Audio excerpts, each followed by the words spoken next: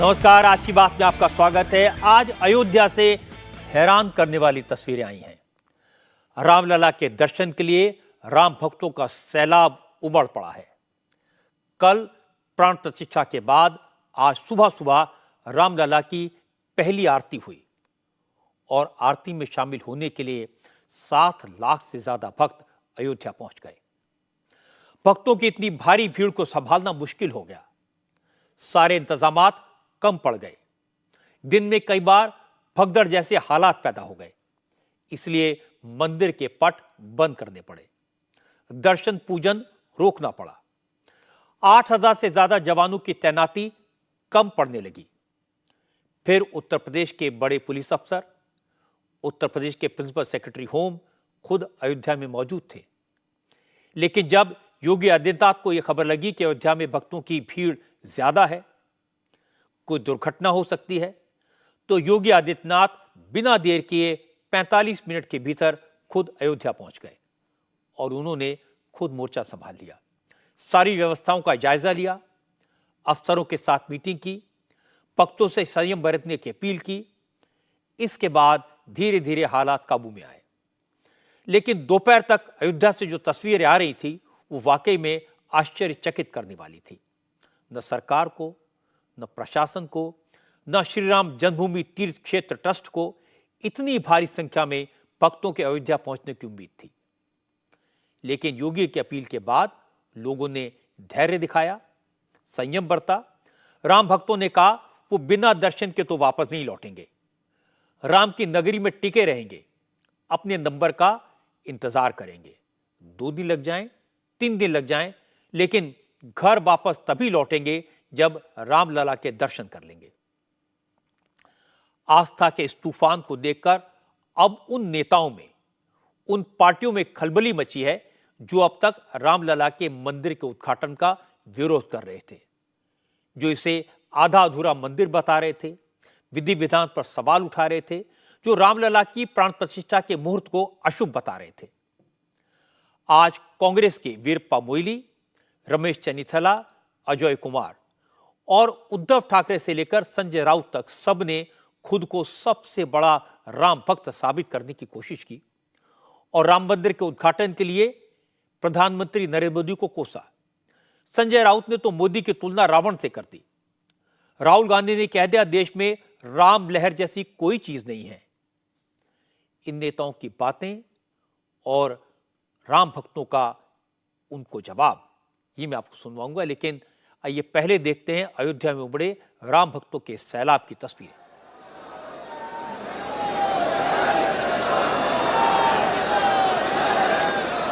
ये तस्वीरें आज सुबह 7:30 बजे की हैं। राम मंदिर परिसर के प्रवेश द्वार की हैं। मंदिर में श्रद्धालुओं का प्रवेश शुरू हो गया था। क्योंकि मंदिर में भीड़ अधिक थी, इसलिए प्रशासन ने बाकी भक्तों को बाहर रोक दिया।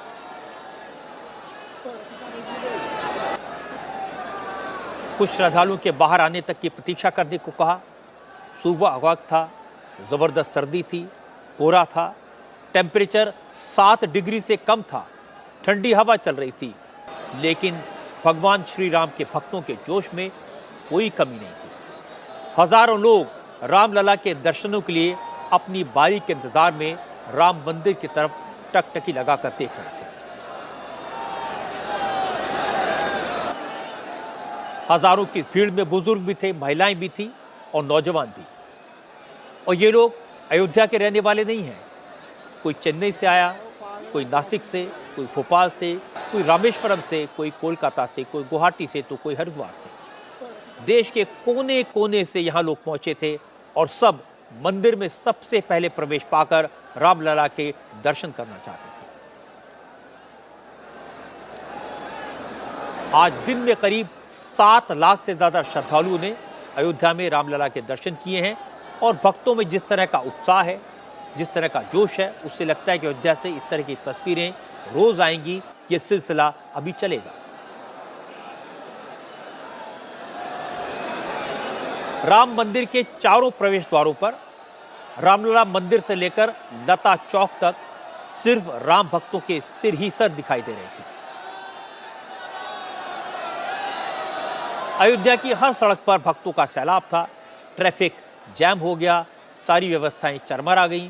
पुलिस ने बैरिकेड लगाए, रास्तों पर लोहे के बैरिकेड रख दिए, रास्तों को बंद कर दिया। इसी दौरान सुबह की आरती शुरू हुई। जो भक्त सुबह से लाइन में सबसे आगे थे, उन्हें तो मंदिर में प्रवेश मिल गया। उन्हें रामलला की सुबह की आरती के दर्शन करने का सौभाग्य मिला।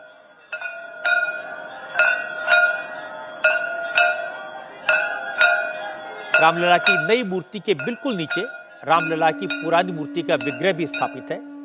सोने के सिंहासन पर विराजमान रामलला की दोनों मूर्तियों की आज राम नंदी परंपरा के मुताबिक आरती हुई। क्योंकि रामलला के नए विग्रह की प्राण प्रतिष्ठा के बाद पूजन आरती के लिए नई व्यवस्था शुरू की गई है। पूजन विधि के लिए नई 47 पन्नों की पुस्तिका जारी की गई है, जिसमें पूजा का पूरा विधि विधान लिखा गया है। आज उसी के मुताबिक भोग, प्रसाद और आरती हुई। जैसे ही आरती की आवाज, घंटे, घड़ियाल और शंख की ध्वनि बाहर गूंजी, तो अपनी बारी का इंतजार मंदिर के परिसर के बाहर खड़े राम भक्त कर रहे थे। उनका सब जवाब दे गए। हर कोई दौड़कर आरती के वक्त रामलला के दर्शन करना चाहता था। भक्ति की शक्ति के सामने पुलिस के सारे इंतजाम ध्वस्त हो गए। भक्तों ने पुलिस की लक्ष्मण रेखा को पार कर दिया। एक एक करके भक्त इधर उधर से निकलकर मंदिर की तरफ भागने लगे। पुलिसकर्मी एक तरफ भक्तों को रोकते तो दूसरी तरफ से लोग निकलकर भागने लगते। पुलिस हेल्पलेस सी दिखाई दी और कुछ ही सेकंड्स में भगदड़ सी मच गई। इसके बाद तो प्रशासन के हाथ पैर फूल गए। किसी तरह दोपहर 12 बजे तक स्थिति को काबू करने की कोशिश की गई, लेकिन जब भक्तों की संख्या लगातार बढ़ती रही, प्रशासन पर बहुत ज़्यादा प्रेशर हो गया। तय व्यवस्था के मुताबिक दोपहर 12 बजे दर्शन रोक दिए गए। मंदिर में भक्तों का प्रवेश बंद कर दिया गया। पहले यह तय हुआ था कि दोपहर में 2 बजे से फिर श्रद्धालुओं को दर्शन के लिए अंदर भेजा जाएगा, लेकिन चूंकि भीड़ लगातार बढ़ रही थी, अयोध्या की सड़कों पर जाम लग चुका था, इसलिए प्रशासन ने रश को कम करने के लिए दोपहर 12:30 बजे से ही दोबारा भक्तों को मंदिर में प्रवेश दिया। रामलला के दर्शन फिर शुरू हुए, लेकिन इससे कोई खास फर्क नहीं पड़ा। जितने भक्त मंदिर में जाते और दर्शन करके बाहर निकलते, उससे कई गुना भक्त फिर लाइन में पहुंच जाते। प्रशासन की तरफ से क्राउड मैनेजमेंट के काफी इंतजाम किए गए, लेकिन आज राम भक्तों की संख्या के सामने कुछ काम नहीं आया। कई जगहों पर तो छोटे मोटे हादसे हुए, कुछ भक्त घायल हुए, कई जगह बुजुर्गों की तबीयत भी खराब हुई, लेकिन भगवान का शुक्र इतना है कि कोई दुर्घटना नहीं हुई। भगदड़ में लता मंगेशकर चौक के पास मंदिर परिसर के सामने हुई अफरा तफरी में एक महिला गिर गई, लेकिन पुलिस ने उसे फौरन उठाया और साइड में लाकर एक कुर्सी पर बैठा दिया। फिर उसे हॉस्पिटल भेज दिया गया। उत्तर प्रदेश सरकार के सभी बड़े अफसर अयोध्या में मौजूद हैं। सारे इंतजामात को खुद मॉनिटर कर रहे हैं। यूपी के प्रमुख सचिव गृह Sanjay Prasad, DG law and order Prashant Kumar इस वक्त अयोध्या में हैं। वो खुद मौके पर पहुंचकर व्यवस्थाओं को संभालते दिखाई दिए। बड़े बड़े अफसर सड़कों पर उतरे, व्यवस्था में लगे पुलिस अफसरों को निर्देश दिए। पुलिस के सामने चुनौती ये थी कि इन सभी को लाइन में अंदर भेजना, लेकिन राम भक्तों की संख्या इतनी ज्यादा थी, ये मुमकिन नहीं था। भीड़ का दबाव बढ़ रहा था, लोग धक्का मुक्की भी करने लगे, लेकिन बड़ी मुश्किल से पुलिस कर्मियों ने इस भीड़ को कंट्रोल किया और छोटे छोटे ग्रुप्स में लोगों को गर्भगृह के अंदर भेजा। जिस वक्त अयोध्या भक्तों से पट गई, उस वक्त योगी आदित्यनाथ लखनऊ में थे। जब उन्होंने तस्वीरें देखी तो अफसरों को फोन करके हालात की जानकारी हासिल की, लेकिन योगी को लगा कि ऑफिस में बैठने से बात नहीं बनेगी। योगी ने खुद अयोध्या जाने का फैसला किया और 45 मिनट बाद योगी का हेलीकॉप्टर अयोध्या के ऊपर आसमान में चक्कर लगा रहा था। योगी ने अयोध्या के ऊपर कई चक्कर लगाए, स्थिति को समझा और इसके बाद सभी बड़े अफसरों को बुलाकर निर्देश दिए। इसके कुछ ही देर बाद सारे अफसर भक्तों के सामने हाथ जोड़कर खड़े थे, लाइन में चलने का निवेदन कर रहे थे, दर्शन करके जल्दी से जल्दी बाहर जाने और दूसरे भक्तों को मौका देने की अपील कर रहे थे। हालांकि इस तरह की परेशानियों से भक्तों के उत्साह पर कोई फर्क नहीं पड़ा। भक्तों के चेहरे खिले हुए थे, वो उत्साहित थे। जिन्हें रामलला के दर्शन हो गए उनकी आत्मा तृप्त थी और जिन्हें नहीं हुए वो जोश में अपनी बारी का इंतजार कर रहे थे। कोई परेशानी नहीं है, इतने मस्त है हम लोग, इतने मगन है। अगर पूरी रात खड़ा रहना पड़े तो हम लोग पूरी रात खड़े रहेंगे, श्री राम जी का दर्शन करके ही जाएंगे। कोई दिक्कत नहीं है, बहुत अच्छा लग रहा है। हमने 500 साल वेट किया है, हमने 500 साल वेट किया है। 5 घंटे और सही, 5 घंटे क्या, हम 5 जन्म तक तैयार हैं चलने के लिए। जय सिया राम। दर्शन करके ही जाएंगे, 10 बजेंगे 12 बजेंगे तब भी दर्शन करके ही जाएंगे मैडम। इतनी दूर से आए, इतनी दूर से आए हैं हम लोग एमपी से। 500 साल का तपस्या में आज मिला है हम ये मंदिर। दर्शन राम जी का दर्शन करके हम जाएंगे, जितना टाइम लगे हो, जितना भी देर हो। कहाँ से आया? हम कलकत्ता से कलकत्ता से कलकत्ता से आए। कब दर्शन होगा, क्या होगा, इसलिए टिकट इसलिए बनाया नहीं। टिकट कैंसिल कर दिया। करके ही हम जाएंगे, प्रभु का दर्शन करके ही हम जाएंगे। क्या होगा, और 2 घंटे लगे 4 घंटे लगे, क्या फर्क पड़ता है? इतना साल इंतजार किया, 2 घंटा और सही। दर्शन करके ही जाएंगे। हाँ, बिल्कुल दर्शन करके जाएंगे। 12-1 बजे पूरी रात गई तो चलेगा। हमने 500 साल तक इंतजार किया है, अब ये छोटी सी लाइन तक इंतजार नहीं करेंगे। 500 किलोमीटर। जय श्री राम। जय जय रामलला का मंदिर राष्ट्र के निर्माण का मंदिर है। ये मात्र एक मंदिर निर्माण नहीं है, ये राष्ट्र निर्माण है। कोई बात नहीं, जितना मर्जी दूर होगा, 10 घंटे 2 घंटे इतना लगे, हम दर्शन करके जाएंगे। एक एक भक्त इंतजार करने को तैयार है, उत्साह में कोई कमी नहीं है, किसी तरह की कोई परेशानी नहीं है, कोई चेहरे पर शिकन नहीं है और सब एक ही बात कह रहे हैं कि 500 साल इंतजार किया, 5 घंटे क्या 50 घंटे भी इंतजार करना पड़े तो कोई बात नहीं। असल में तय तो यह हुआ था कि रामलला का मंदिर सुबह 7 बजे भक्तों के लिए खुलेगा, दोपहर 12 बजे तक दर्शन होंगे, इसके बाद 2 घंटे रामलला विश्राम करेंगे और फिर मंदिर शाम को 7 बजे तक खोल दिया जाएगा। लेकिन आज भक्तों की भीड़ को देखते हुए रामलला के विश्राम का समय कम हो गया। मंदिर 12:40 पर फिर से खोल दिया गया। रामलला के मुख्य पुजारी आचार्य सत्येंद्र दास ने भी राम भक्तों से विनती की कि वो थोड़ा संयम बरतें, उत्तेजित ना हो। रामलला के दर्शन सबको मिलेंगे। आचार्य सत्येंद्र दास ने कहा, प्रशासन सभी तरह की तैयारियां, सभी तरह के प्रबंध करने में लगा है, लेकिन भक्तों को इस बात का ख्याल रखना चाहिए कि कोई घटना दुर्घटना ना हो जाए। आज देखिए 7 बजे से दर्शन जो शुरू हुआ है वो अभी तक लगातार चल रहा है, क्योंकि जो हम 2 घंटा के लिए विश्राम करते थे 12 बजे से 2 बजे तक, उस विश्राम को भी नहीं किया है और बराबर चल रहे हैं। इसलिए मेरे भक्तों, धैर्य से करें, शांति से दर्शन करें, जिससे सभी के दर्शन मिल जाए और किसी प्रकार की दुर्घटना न होने पावे। यह अयोध्या धाम है और यह जिस प्रकार से आप लोगों का उत्साह है, यह उत्साह बहुत ही प्रशंसनीय है कि भगवान राम के प्रति आप लोग किस प्रकार के उत्साह दर्शन करने की लालायित हैं, वो सभी को दर्शन मिलेगा, लेकिन किसी प्रकार का कोई भी घटना न हो जाए। इसलिए जो धक्का मुक्की वाली बात है वो शांति से रहें, एक एक व्यक्ति शांति से जाके और मंदिर का दर्शन करें, भगवान रामलला जो विराजमान है उनके दर्शन करें और इसमें घबराए की बात नहीं है। सरकार की तरफ से, मंदिर के प्रबंधकों की तरफ से, प्रशासन की तरफ से जो अपील की जा रही है, हो सकता है उसका असर आने वाले दिनों में दिखाई दे, लेकिन अभी तो अयोध्या में जबरदस्त भीड़ है और इस भीड़ को देखते हुए राम जन्मभूमि ट्रस्ट ने आज के लिए रामलला के दर्शन का समय रात 9:30 बजे तक के लिए बढ़ा दिया है, ताकि जो लोग कई घंटों से लाइन में लगे हैं उन्हें भगवान श्री राम के दर्शन हो सके। लेकिन अब से थोड़ी देर पहले जो तस्वीरें आई हैं उनमें भी राम मंदिर के सामने भक्तों की लंबी लंबी लाइनें लगी हुई हैं।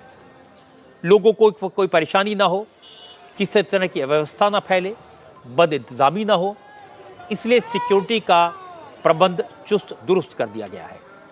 अयोध्या में 8000 से ज़्यादा सुरक्षाकर्मी तैनात किए गए हैं।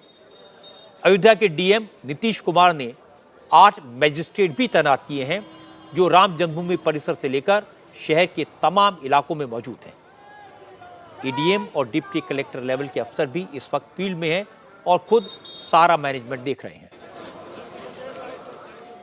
प्रशासन को भी अंदाजा हो गया कि इंतजाम और चुस्त दुरुस्त करने की जरूरत है, इसलिए बड़े अफसर अयोध्या में मौजूद हैं। अलग अलग जिलों से अयोध्या से राम भक्तों के लिए जो स्पेशल बसें चलाई जानी थी उन्हें फिलहाल रोक दिया गया है। जिन लोगों ने ऑनलाइन बुकिंग करवाई थी उनकी टिकट कैंसिल करके उन्हें पैसा वापस किया जा रहा है। लोगों से अपील की गई है कि वो कुछ दिन बाद अयोध्या आएं, जिससे किसी तरह की कोई दिक्कत ना हो, क्योंकि अयोध्या में होटल, लॉजेस, आश्रम और धर्मशालाएं पूरी तरह फुल हैं। सर्दी का वक्त है, इसलिए ठहरने में दिक्कत हो सकती है। लोग भी प्रशासन की परेशानी को समझ रहे हैं। अयोध्या में जो ज्यादातर भक्त पहुंचे उनकी जबान पर एक ही बात है, योगी बाबा के हर निर्देश को मानेंगे, क्योंकि योगी और मोदी की वजह से उन्हें ये शुभ अवसर देखने को मिला। ये सरकार के बुलाने से लोग नहीं आए यहाँ पर, ये आस्था से आए। हो सकता है मैं किसी दूसरी पार्टी से बिलोंग करता हूँ, पर मैं आया हूँ। मैंने देखिए मेरे पैरों में खून निकल रहा है, क्या हो रहा है, बट 3 दिन से रुका हुआ हूँ बाहर। आज पहुंचा यहाँ पर तो यहाँ जनसैलाब देख के रुका नहीं गया। मुसीबतों से भी जाने की ये मुसीबत नहीं है, उन मुसीबतों को देखो जिन्होंने अपनी बलि दी। कोठारी बंदियों को देखो, कितने राम भक्तों ने बलि दी। आज हम लोगों के लिए ये ऐसा दिन है जो जीवन में दोबारा कभी हमारे लिए आएगा नहीं। दमोह जिले से आए हैं अपनी चोटी से। राम मंदिर बनने के पहले बोल दिया था कि राम मंदिर बन जाएगा, तो मैं अपनी चोटी से रथ खींच करके 501 किलोमीटर लेके आया हूँ। कैसा लग रहा है राम के दर्शन करने के बाद? क्या कर रहा है, स्वर्ग में चल रहा है, स्वर्ग मिल गया, स्वर्ग मिल गया देखने को।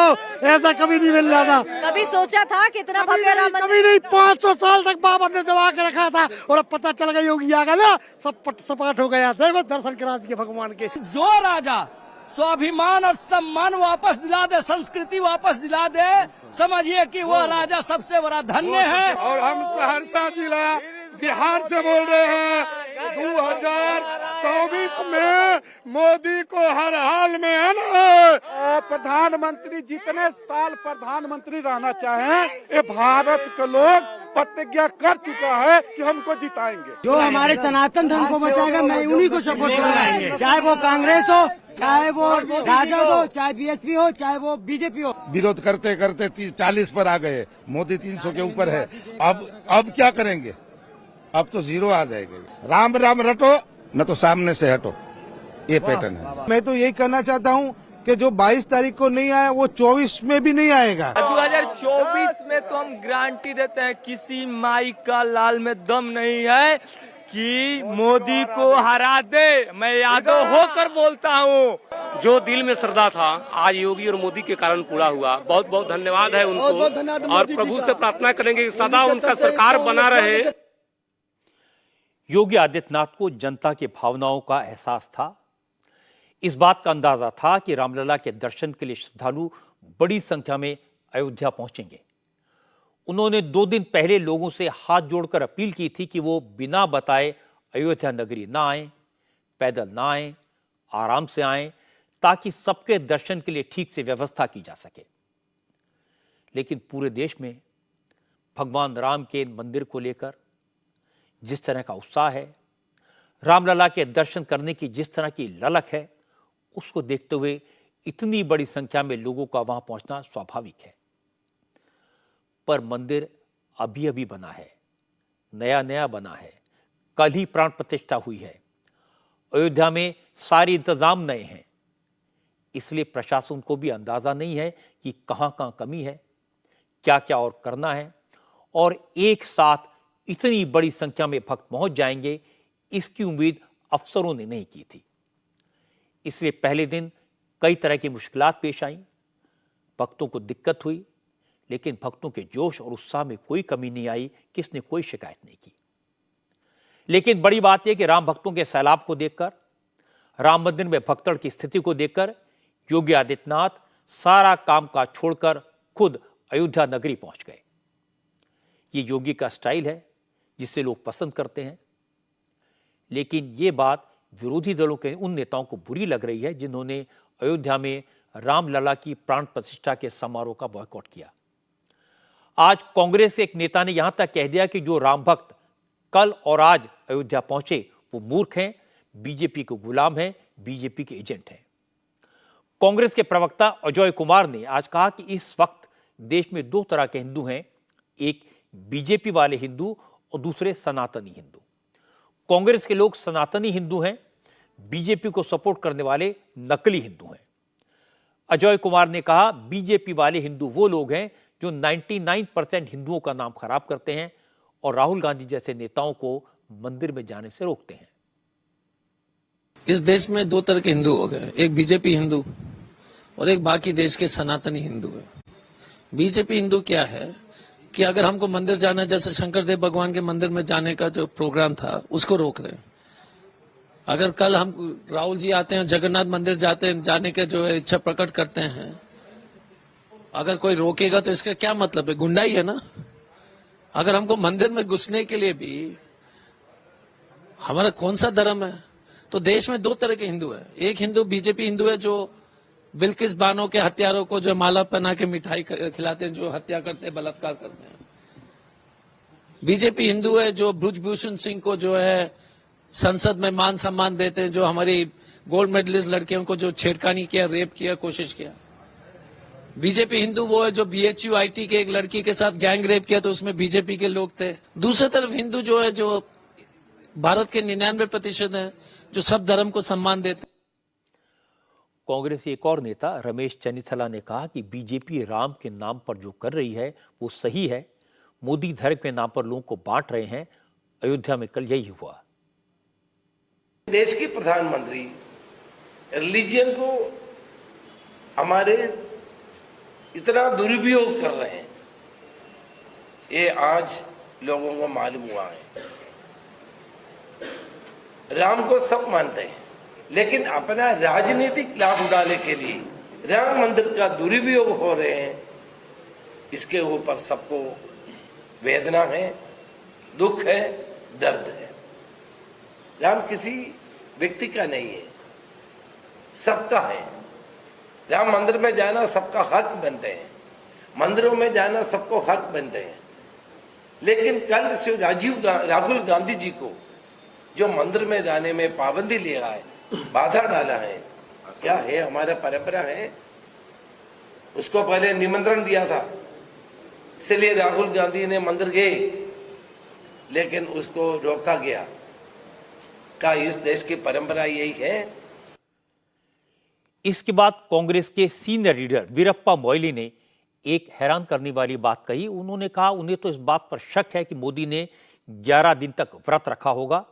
वीरप्पा मोइली ने कहा अगर व्रत का नाटक करके मोदी ने मंदिर का उद्घाटन किया होगा तो पूरा मंदिर ही अपवित्र हो गया। मैं आज सुबह जब एक डॉक्टर के साथ मॉर्निंग वॉक कर रहा था तो उन्होंने मुझे बताया कि इस तरह से एक इंसान का जिंदा बचना संभव नहीं है। अगर वो जिंदा है तो ये कोई चमत्कार ही है। इसलिए मुझे शक है कि उन्होंने व्रत रखा होगा। अगर उन्होंने बिना व्रत रखे गर्भगृह में प्रवेश किया है तो वो अपवित्र हो गया है। वहां से ऊर्जा का संचार होना संभव नहीं है। समाजवादी पार्टी के महासचिव स्वामी प्रसाद मौर्य ने तो प्राण प्रतिष्ठा पर ही सवाल उठा दिया। स्वामी प्रसाद ने कहा प्राण प्रतिष्ठा एक पाखंड है, आडंबर है। अगर प्राण प्रतिष्ठा से पत्थर में भगवान आ जाते तो फिर मुर्दों की भी प्राण प्रतिष्ठा होनी चाहिए, लोग अमर हो जाएंगे। अगर प्राण प्रतिष्ठा करने से पत्थर सजीव हो जाता है, प्राण प्रतिष्ठा करने से तो मुर्दा क्यों नहीं चल सकता है? ये सोच है। यहां पर पाखंड है, ढोंग है, आडंबर है। और वैसे भी जो खुद भगवान है, जो सबका कल्याण करता है, हम इंसान की क्या हैसियत कि उसको हम प्राण प्रतिष्ठा करें? कल एक टीवी पे मैंने देखा, सुना, एक कोई अजीत थे,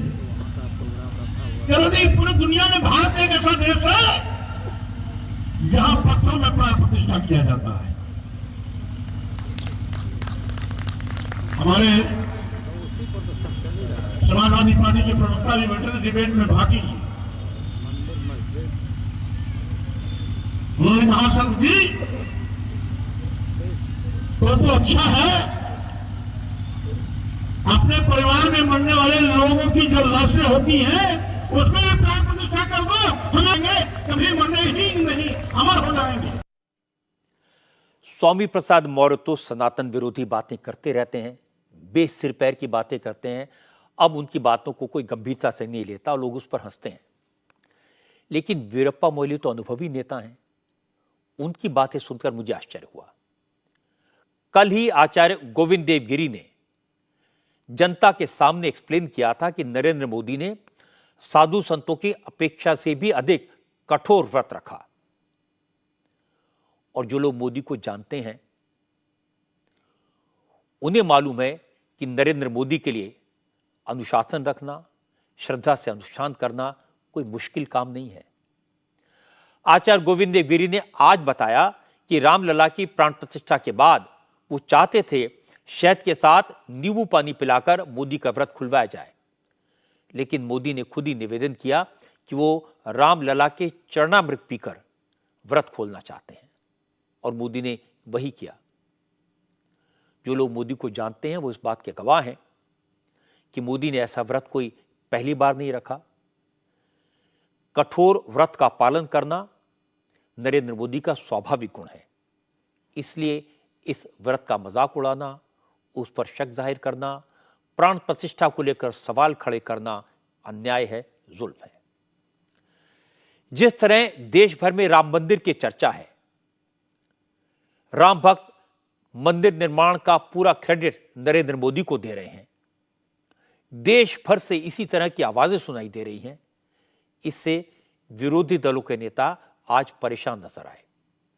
आज उद्धव ठाकरे ने कहा क्योंकि वो 2018 में अयोध्या गए थे और उसके बाद एक साल के भीतर सुप्रीम कोर्ट ने राम मंदिर के पक्ष में फैसला सुना दिया, इसलिए उन्हें लगता है कि इसका क्रेडिट उन्हें मिलना चाहिए, क्योंकि उससे पहले अयोध्या का मसला बरसों से अदालत में लटका हुआ था। असल में आज बाला साहब ठाकरे की जयंती है। इस मौके पर नासिक में उद्धव ठाकरे की पार्टी का अधिवेशन हुआ। इसमें ज्यादातर नेताओं ने राम मंदिर पर बात की। सबसे पहले संजय राउत बोले। संजय राउत ने दावा किया अगर शिवसेना ना होती तो मोदी कल राम मंदिर में बैठकर रामलला की प्राण प्रतिष्ठा नहीं कर पाते। राम मंदिर का सपना अगर साकार हुआ तो उसकी वजह शिवसेना है। और इसके बाद संजय राउत ने उद्धव ठाकरे की तुलना भगवान राम और एकनाथ शिंदे की तुलना रावण से कर दी। राउत ने कहा जैसा संयम भगवान राम में था वैसा ही उद्धव में है। जिस तरह भगवान राम से राजपाट छीना गया था उसी तरह उद्धव से भी छीना गया। संजय राउत ने कहा त्रेता युग में तो एक ही रावण था, लेकिन अब हर जगह रावण है। दिल्ली में भी रावण है, महाराष्ट्र में रावण है, लेकिन जिस तरह राम ने रावण को हराया था उसी तरह शिवसेना भी अपने विरोधियों को हराएगी। प्रभु श्री राम से हमारा पुराना नाता है। शिवसेना का राम से पुराना नाता है। अगर शिवसेना ना होती तो कल अयोध्या में प्रभु राम की प्राण प्रतिष्ठा नहीं हो सकती थी।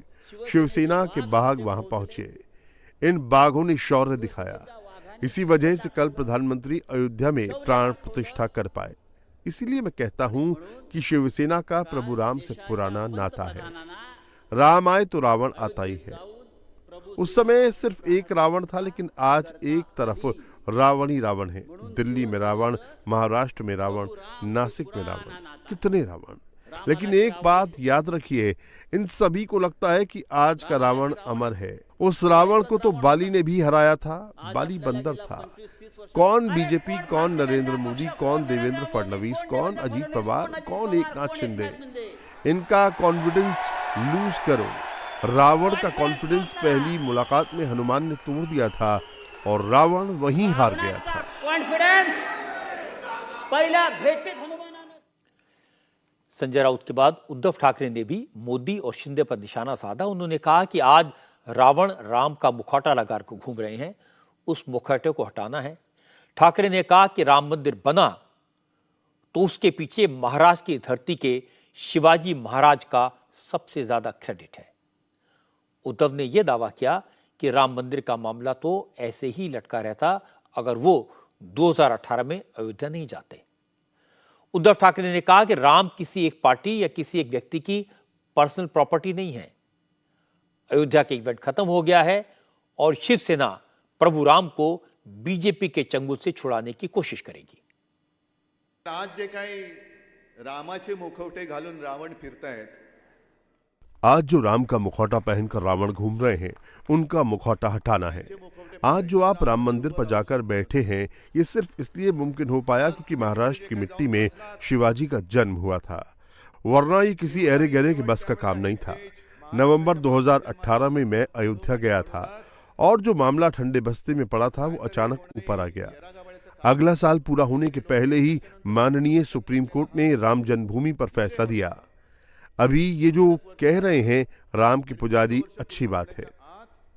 प्रभु रामचंद्र किसी एक पार्टी के या किसी एक व्यक्ति की प्रॉपर्टी नहीं है, और अगर आप ऐसा कहने वाले हो गए हो तो हमें भी भाजपा मुक्त प्रभु श्री राम करना ही होगा।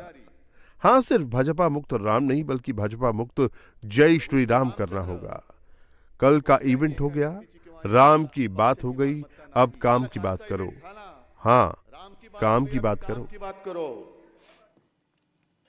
संजय राउत ने एकनाथ शिंदे को रावण बताया, उद्धव ने शिंदे की तुलना बाली से की, उनका राजनीतिक वध करने की बात की, तो एकनाथ शिंदे ने जवाब देने में देर नहीं लगाई। शिंदे ने कहा, जो रावण को मानने वाले हैं उनके मुंह से राम का नाम अच्छा नहीं लगता।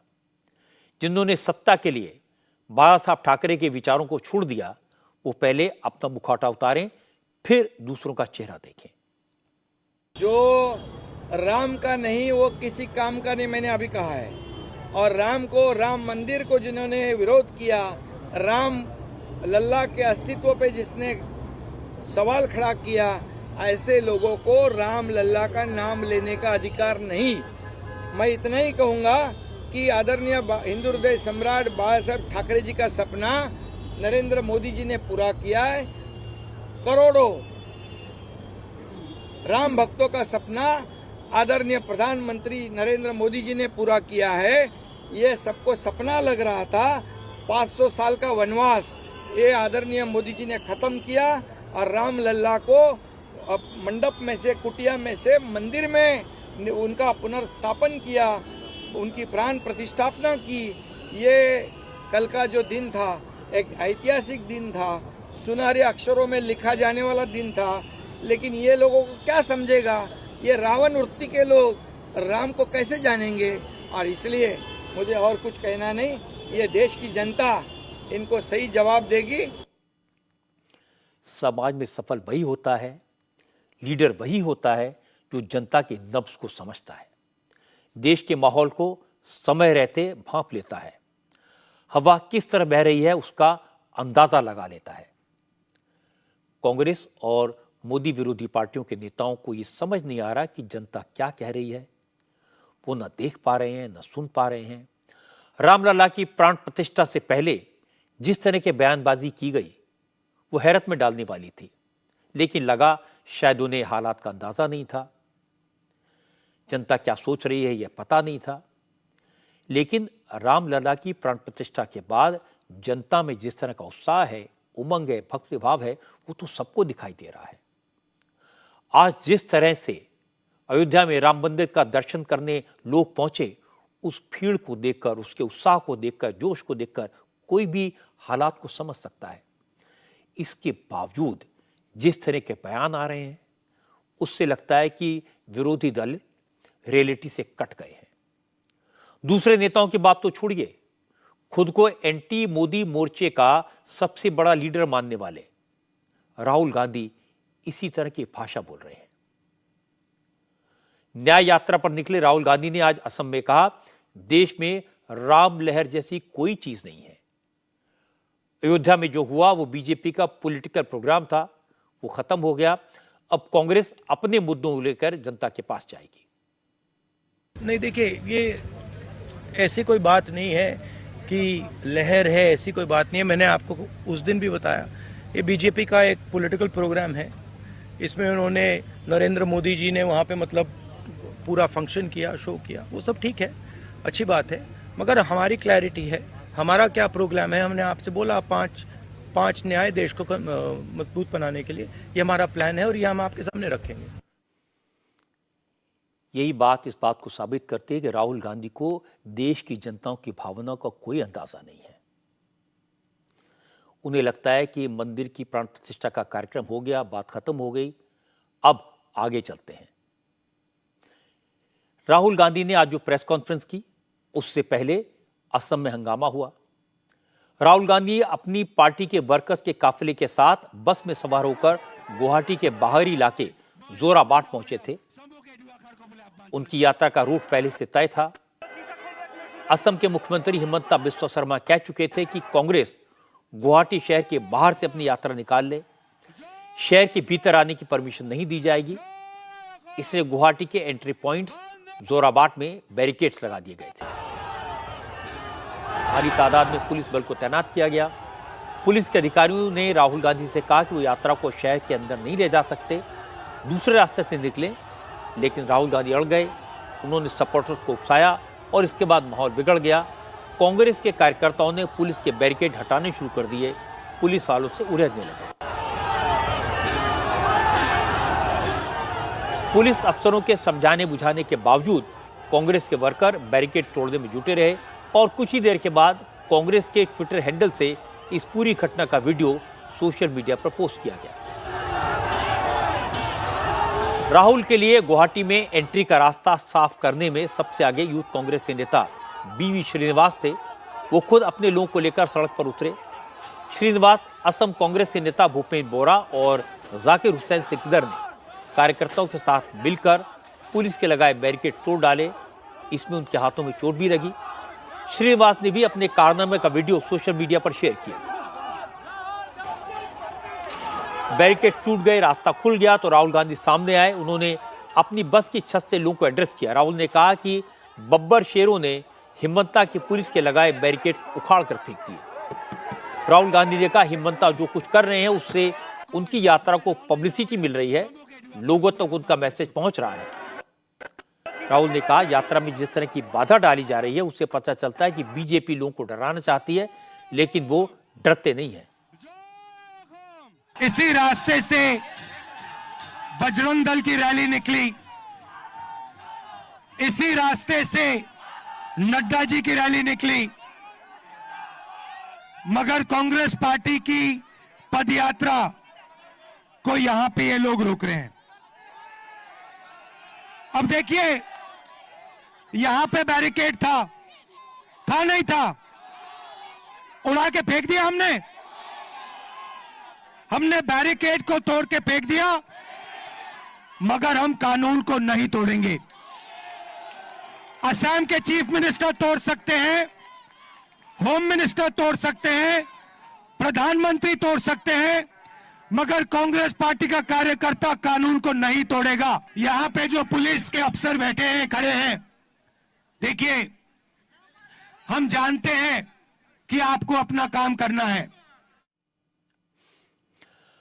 जब सोशल मीडिया पर कांग्रेस के नेता अपनी बहादुरी के वीडियो डाल रहे थे तो हिम्मता ने सोशल मीडिया पर भी रिएक्शन दिया। हिम्मता ने कहा असम के लोग शांति से रहने वाले हैं, ये तोड़फोड़ असम संस्कृति नहीं है। कांग्रेस ने बैरिकेड हटाने का जो वीडियो शेयर किया था उसे शेयर करते हुए हिम्मता ने ट्विटर पर लिखा ऐसी नक्सलवादी हरकतें असम की कल्चर नहीं है। इसीलिए उन्होंने असम पुलिस के डीजीपी को आदेश दिया है कि वो राहुल गांधी के खिलाफ एफआईआर करें। हिम्मता ने कहा कि राहुल गांधी ने खुद लोगों को बैरिकेड तोड़ने के लिए भड़काया। इसका वीडियो कांग्रेस ने सोशल मीडिया पर शेयर किया। अब इन्हीं वीडियोस को एविडेंस की तरह इस्तेमाल करके केस किया जाएगा। बाद में हिम्मता ने खुद भी राहुल गांधी और कांग्रेस नेता भंवर जितेंद्र सिंह का वीडियो शेयर किया। उड़ा के फेंक दिया हमने, आप सबों ने बैरिकेड भी तोड़ दिया, सब काम कर दिया। हिम्मता ने कहा कि कानून के हाथ बहुत लंबे होते हैं और वो राहुल गांधी तक भी पहुंचेंगे।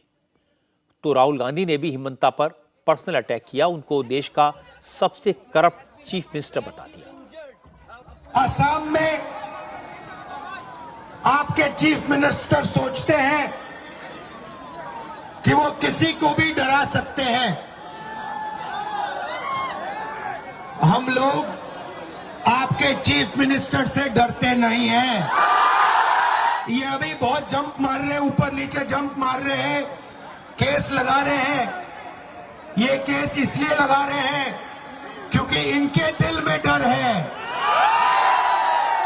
देश के सबसे भ्रष्ट चीफ मिनिस्टर असम के चीफ मिनिस्टर हैं। उनका सिर्फ एक काम है, एक तरफ वो नफरत फैलाता है, एक धर्म को दूसरे धर्म से लड़ाता है, एक जात को दूसरी जात से लड़ाता है, एक भाषा को दूसरी भाषा से लड़ाता है, और फिर जब असम की जनता एक दूसरे से लड़ना शुरू करती है तो आप सबके जेब में से पैसा उठा के बीजेपी के लोग ले जाते हैं। आपके चीफ मिनिस्टर ने आपका अपमान किया है, आपको कहा है कि आप जनरल कास्ट की सेवा करने के लिए पैदा हुए हो, आप चुप क्यों हो? आपको चुप नहीं होना चाहिए। आपका अपमान किया जा रहा है, आपको चुप नहीं रहना चाहिए। इन इल्जामात के जवाब में हिमंता ने कहा राहुल गांधी जबरदस्ती गुवाहाटी में घुसना चाह रहे थे। उन्होंने लोगों को पुलिस पर हमला करने के लिए उकसाया। हिमंता ने कहा वो राहुल गांधी को लोकसभा चुनाव के बाद गिरफ्तार करेंगे। राहुल गांधीয়ে प्राय 3000 মানুহ আৰু 200খন গাড়ী লৈ গুৱাহাটীত প্ৰৱেশ কৰিব যত্ন কৰিছিল। যদি 3000 মানুহ আৰু 200খন গাড়ী গুৱাহাটীত সোমালেহেঁতেন তেতিয়ালে গুৱাহাটীৰ পৰিৱেশটো কেনেকুৱা হ'লহেঁতেন আমি সকলোৱে অনুভৱ কৰিব পাৰোঁ। আৰু যোৱা 6 দিন ধৰি আমি তেওঁক কৈ আছিলোঁ যে আপুনি যি ৰাস্তা দি যাওক গুৱাহাটীৰ মাজেদি নাযাব, কিন্তু ইমান বাধা দিয়া সত্ত্বেও তেওঁলোকে পুলিচৰ লগত কাজিয়া পেচাল কৰে, মাৰপিট কৰে আৰু গোটেই ঘটনাটো গাড়ীৰ পৰা থিয় হৈ ৰাহুল গান্ধীয়ে ইনষ্টিগেট কৰি আছিলে। গতিকে ৰাহুল গান্ধীৰ ওপৰত আমি ফৌজদাৰী গোচৰ এটা আমি ৰেজিষ্টাৰ কৰিম আৰু পুলিচে ইনকুৱাৰী কৰি যি ব্যৱস্থা ল'ব লাগে ল'ব। তেওঁক এতিয়া আমি এৰেষ্ট নকৰোঁ, লোকসভা ইলেকশ্যনৰ পিছত এৰেষ্ট কৰিম।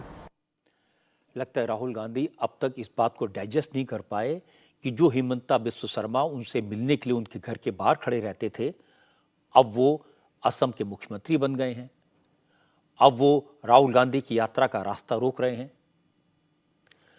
और हिमंता इस बात को नहीं भूल पा रहे कि जब वो कांग्रेस में थे, राहुल से मिलने के लिए उन्हें घंटों इंतजार करना पड़ता था। राहुल अपने पालतू कुत्ते के साथ खेलते रहते थे। अब असम के चीफ मिनिस्टर बन गए हैं और वो राहुल को सड़क पर इंतजार करवा रहे हैं। राहुल कुछ कर नहीं सकते, इसलिए उनके भाषणों में हिमंता के खिलाफ फ्रस्ट्रेशन और गुस्सा बार बार जाहिर होता है। लेकिन मुझे लगता है कि राजनीतिक दूरियां कितनी भी हों, कड़वाहट कितनी भी हो, पॉलिटिकल एक्टिविटी के लिए एफआईआर दर्ज कराना ठीक नहीं है। लोकतंत्र में अपनी बात कहने का, यात्रा निकालने का, धरने देने का, विरोध प्रदर्शन करने का अधिकार सबको है। राहुल की यात्रा अगर गुवाहाटी शहर से भी आराम से निकल जाती तो शायद बात इतनी बड़ी नहीं बनती। आज की एक और बड़ी खबर आपको बता दूं, अब से थोड़ी देर पहले प्रधानमंत्री नरेंद्र मोदी ने बिहार के पूर्व मुख्यमंत्री जननायक कर्पूरी ठाकुर को देश का सर्वोच्च नागरिक सम्मान भारत रत्न देने का ऐलान किया है। कल कर्पूरी ठाकुर की 100वीं जयंती है। केंद्र सरकार इस मौके पर बड़े पैमाने पर कार्यक्रम आयोजित करेगी। बिहार में नीतीश कुमार की पार्टी भी कर्पूरी ठाकुर की शताब्दी को लेकर जोर शोर से समारोह करने की तैयारी कर रही है। लेकिन उससे पहले नरेंद्र मोदी ने आज कर्पूरी ठाकुर को मरणोपरांत भारत रत्न देने का ऐलान किया। मोदी ने ट्वीट करके ये जानकारी दी। प्रधानमंत्री ने कहा कि कर्पूरी ठाकुर 2 बार बिहार के मुख्यमंत्री रहे हैं। पिछड़ों के हक के लिए उन्होंने लंबी लड़ाई लड़ी है। मुख्यमंत्री रहते उन्होंने पिछड़ों को 12% रिजर्वेशन दिया था। जैसे ही कर्पूरी ठाकुर को देश का सबसे बड़ा सम्मान भारत रत्न देने का ऐलान हुआ तो बिहार की राजनीति में खलबली मच गई। सबसे पहले बिहार बीजेपी के नेताओं के रिएक्शन आए। बिहार बीजेपी के अध्यक्ष ने कहा नीतीश कुमार और लालू यादव ने सिर्फ वोट के लिए कर्पूरी ठाकुर के नाम का इस्तेमाल किया, लेकिन कर्पूरी ठाकुर को असली सम्मान नरेंद्र मोदी ने दिया है, बीजेपी ने दिया। देखिए, एक ऐतिहासिक फैसला है। देश के प्रधानमंत्री आदरणीय नरेंद्र मोदी जी को विशेष तौर पर धन्यवाद देता हूं।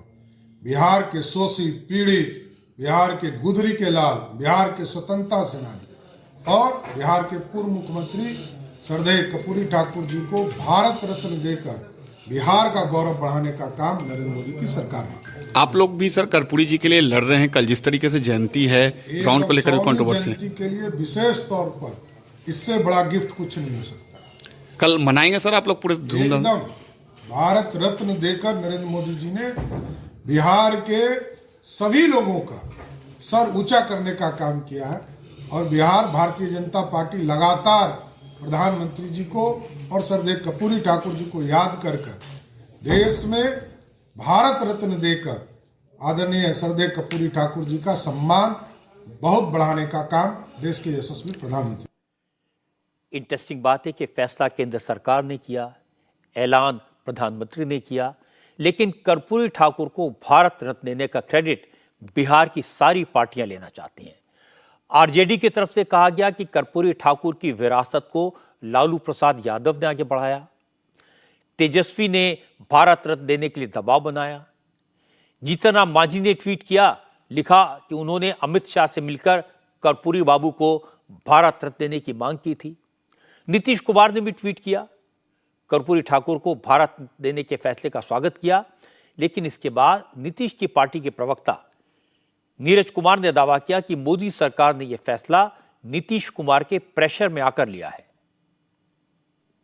कर्पूरी ठाकुर जो सामाजिक परिवर्तन के नायक थे, उनकी 100वीं जयंती पर विलंब से बिहार के माननीय मुख्यमंत्री नीतीश कुमार जी के लगातार अनुरोध के बाद केंद्र सरकार ने भारत रत्न देने का फैसला लिया, तो स्वाभाविक रूप से देश के संविधान में आस्था रखने वाले, सामाजिक परिवर्तन में अपनी भूमिका निभाने वाले जननायक कर्पूरी ठाकुर के प्रति तो श्रद्धांजलि है ही, नई पीढ़ी को इस बात के लिए अनुप्राणित करेगा कि जननायक के विचार को अंगीकार करते हुए जैसे माननीय मुख्यमंत्री नीतीश कुमार जी ने उसको सरजमी पर उतारा है, उन तमाम तथ्यों का आने वाली पीढ़ी मूल्यांकन करेगी। अब से थोड़ी देर पहले बिहार के मुख्यमंत्री नीतीश कुमार ने भी केंद्र सरकार के फैसले का स्वागत किया है। नीतीश कुमार ने ट्विटर पर लिखा कि पूर्व मुख्यमंत्री और महान समाजवादी नेता स्वर्गीय कर्पूरी ठाकुर जी को देश का सर्वोच्च सम्मान भारत रत्न दिया जाना हार्दिक प्रसन्नता का विषय है। केंद्र सरकार का यह निर्णय अच्छा है। स्वर्गीय कर्पूरी ठाकुर जी को उनकी 100वीं जयंती पर दिया जाने वाला यह सर्वोच्च सम्मान दलितों, वंचितों और उपेक्षित तबकों के बीच सकारात्मक भाव पैदा करेगा। हम हमेशा से ही स्वर्गीय कर्पूरी ठाकुर जी को भारत रत्न देने की मांग करते रहे हैं। वर्षों की पुरानी मांग आज पूरी हुई। कर्पूरी बाबू असल में कमाल के लीडर थे, सरल, सहज और सिद्धांतों के पक्के। वो समाज के मोस्ट बैकवर्ड सेक्शन से आते थे, नाई समाज से थे। अपनी लोकप्रियता के दम पर, कार्यक्षमता के दम पर, कर्मठता के दम पर वो बिहार के मुख्यमंत्री बने और मुख्यमंत्री बनने के बाद उन्होंने जो रिफॉर्म किए उससे गरीबों के जीवन में बदलाव आया। खास तौर पर शिक्षा और किसान कल्याण के क्षेत्र में कर्पूरी ठाकुर ने जो रिफॉर्म्स किए वो लोगों के लिए बहुत भला करने वाले साबित हुए। सामाजिक न्याय के संघर्ष के प्रतीक कर्पूरी ठाकुर को उनकी सेवाओं के लिए सम्मानित करने से आने वाली पीढ़ियों को प्रेरणा मिलेगी। इस निर्णय के लिए प्रधानमंत्री नरेंद्र मोदी प्रशंसा के पात्र हैं। नीतीश कुमार और उनके साथी कुछ भी कहें, लेकिन नरेंद्र मोदी ने यह फैसला करके बिहार की राजनीति में खलबली तो मचा दी।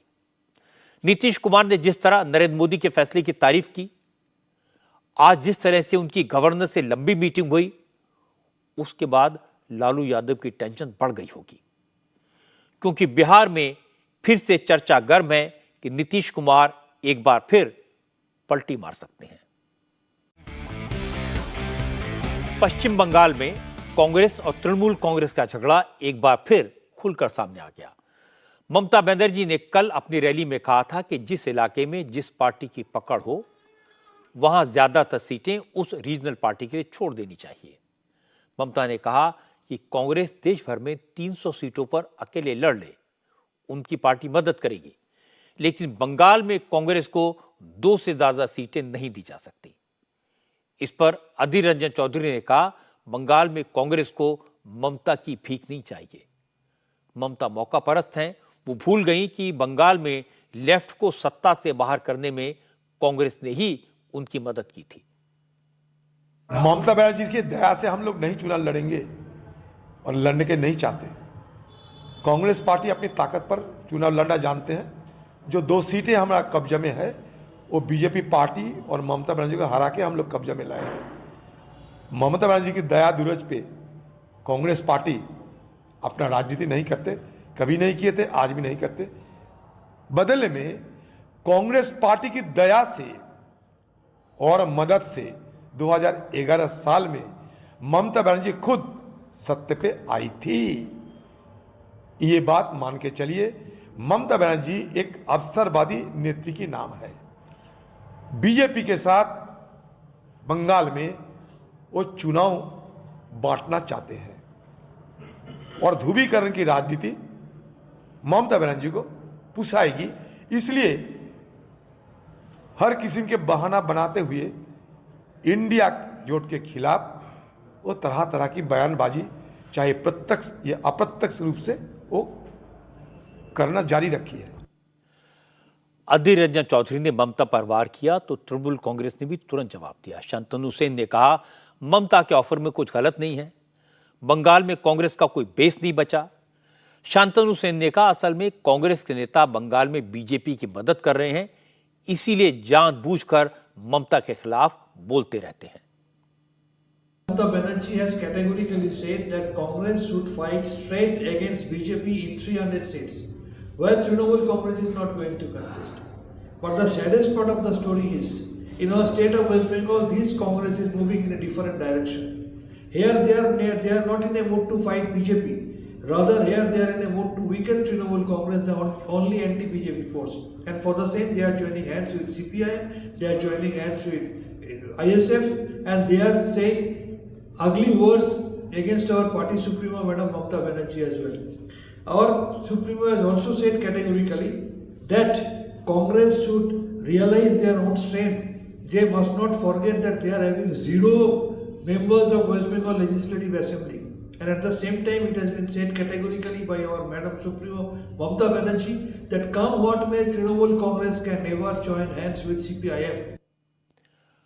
अब पश्चिम बंगाल में कांग्रेस के नेताओं को इंतजार है राहुल गांधी की यात्रा के बंगाल में पहुंचने का। आज राहुल गांधी से अधीर रंजन चौधरी के बयान के बारे में पूछा गया तो उन्होंने कहा कि ममता बनर्जी के साथ उनके अच्छे ताल्लुक हैं, अच्छे रिश्ते हैं। लोकल लीडर्स आपस में बयानबाजी करते रहते हैं, इससे अलायंस पर कोई फर्क नहीं पड़ेगा। जो हमारा सीट नेगोशिएशन है वो चल रहा है, उसका रिजल्ट आएगा, कंक्लूजन आएगा, उसके बारे में मैं यहाँ कमेंट नहीं करना चाहता हूँ। बट हमारा ममता जी के साथ मेरा पर्सनल और पार्टी का बहुत अच्छा रिश्ता है। हाँ, थोड़ा थोड़ा होता रहता है, कभी कोई उनका कोई बोल देता है, हमारा कोई बोल देता है। These are natural things, these are not things that are going to disrupt anything. एक तरफ नरेंद्र मोदी और आरएसएस, दूसरी तरफ इंडिया। इंडिया एक विचारधारा है, एक सोच है, और आज इंडिया के पास हिंदुस्तान का तकरीबन 60% वोट है। राहुल गांधी को इस बात की बड़ी गलतफहमी है कि लोकल लीडर्स आपस में बोलते रहते हैं, झगड़ा करते रहते हैं, उससे कोई फर्क नहीं पड़ता, नेशनल लेवल पर लीडर बैठकर बात सुलझा लेंगे। प्रैक्टिकली ऐसा होता नहीं है। सीटों के बंटवारे की बात तो बाद में आएगी, पहले तो ये तय करना होगा कि बंगाल में विरोधी दलों के अलायंस में कौन कौन सी पार्टियां शामिल होंगी। ममता क्लियर कर चुकी हैं कि वो कांग्रेस को 2 सीटें दे सकती हैं, लेकिन लेफ्ट फ्रंट के साथ कोई समझौता नहीं होगा। ममता ने यह भी कहा कि कांग्रेस को लेफ्ट पार्टियों के नेता चला रहे हैं और राहुल गांधी लेफ्ट का साथ छोड़ने को कभी तैयार नहीं हो गए। इसलिए बंगाल में कितना समझौता होगा, किस किस से समझौता होगा, ये अभी कहना मुश्किल है। आज की बात में इतना ही। मेरी आपसे अगली मुलाकात होगी कल रात 9 बजे।